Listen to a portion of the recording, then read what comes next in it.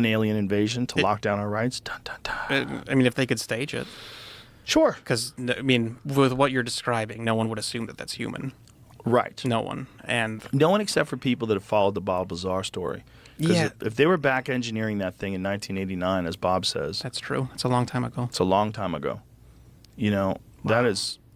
that's a long time. And for them to have 35 plus years of working on that. So you got to go back to how long did they have it? He said they've had it for decades.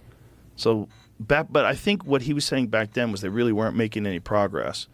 They were trying to figure it out. They kept bringing in new people to try to have fresh eyes, and Right. that's why they brought him in.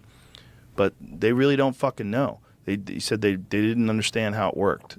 And they were trying to get some sort of a working model of it. But they were able to operate it, and that's what he was able to observe, and that was one of the reasons why he got in trouble, allegedly.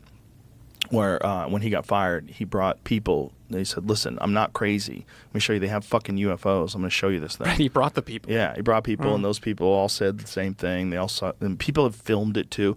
They actually had to increase the restricted space around Area 51 because people were going to a very particular vantage point, and they were filming some of these things. So there's footage of these bizarre crafts that seem to be moving through the sky in a way that no conventional aircraft can do. We don't really know what they are.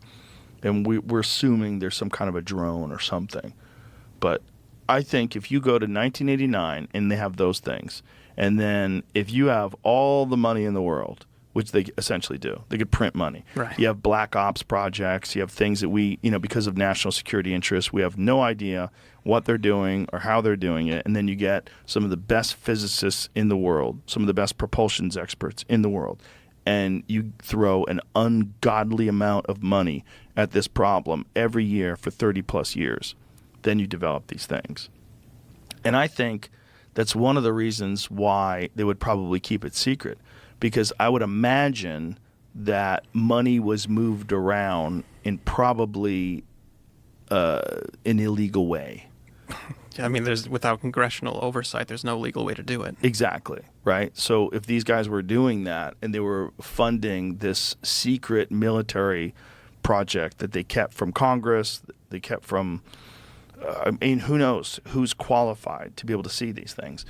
But if I had something like that, that's the best cover story in the world. We have observed crafts that are not from this world. Like, Yeah. oh, well, that explains everything. That's insufficient to me.